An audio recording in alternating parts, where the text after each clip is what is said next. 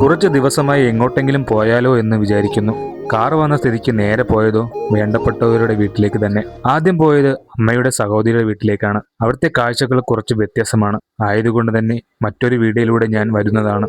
അവിടെ കുറച്ചു നേരം ഇരുന്ന് പിന്നെ പോയത് കസിന്റെ വീട്ടിലേക്കാണ്. പോയ ഉടനെ തന്നെ ചേട്ടത്തി ചായയും പലഹാരങ്ങളുമായി വന്നു. കൂടെ നല്ല പഴുത്ത ചക്കയും.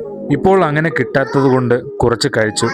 വന്നത് മുതൽ മാധുവും വിച്ചുവും തറയിൽ നിൽക്കുന്നില്ല.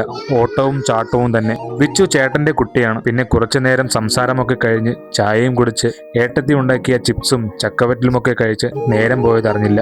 എപ്പോൾ വന്നാലും മാധു ഏട്ടത്തിയുടെ കൂടെ പോകുമെങ്കിലും ചേട്ടനോട് അങ്ങനെ പോകാറില്ലായിരുന്നു. പക്ഷെ ഇത്തവണ രണ്ടുപേരും നല്ല കമ്പനിയായി.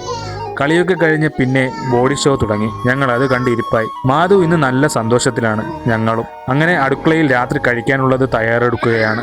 ഡ്രസ്സൊക്കെ മാറ്റി റെഡിയാക്കി ഇരുത്തിയതാണ് രണ്ടുപേരെയും. കളർ ലൈറ്റും പാട്ടൊക്കെ ഇട്ടപ്പോൾ രണ്ടുപേരും ഡാൻസായി. പിന്നെ അവരുടെ കൂടെ 2 സ്റ്റെപ്പ് ഇട്ടു. അങ്ങനെ കഴിക്കാനുള്ള സമയമായി. ഇന്ന് കുറച്ച് കൂടുതൽ വിഭവങ്ങളുണ്ട്. ചപ്പാത്തിയും ചോറും ചക്കയും മീൻകറിയും കോളിഫ്ലവർ കറിയും മറ്റെന്തൊക്കെയോ ഉണ്ട്. കണ്ടപ്പോൾ തന്നെ വയർ നിറഞ്ഞു. പിന്നെ പേരിന് വേണ്ടി 2 ചപ്പാത്തി കഴിച്ചു കഴിഞ്ഞതും പുറത്തു പോകാനുള്ള തയ്യാറെടുപ്പായി. വേറൊന്നിനുമല്ല, സിനിമ കാണാൻ വേണ്ടിയാണ്. ഒരുപാട് നാളായി സിനിമയ്ക്കൊക്കെ പോയിട്ട്. നിവിന്റെ സർവ്വമയ കാണാനാണ് ഇന്ന് പോകുന്നത്.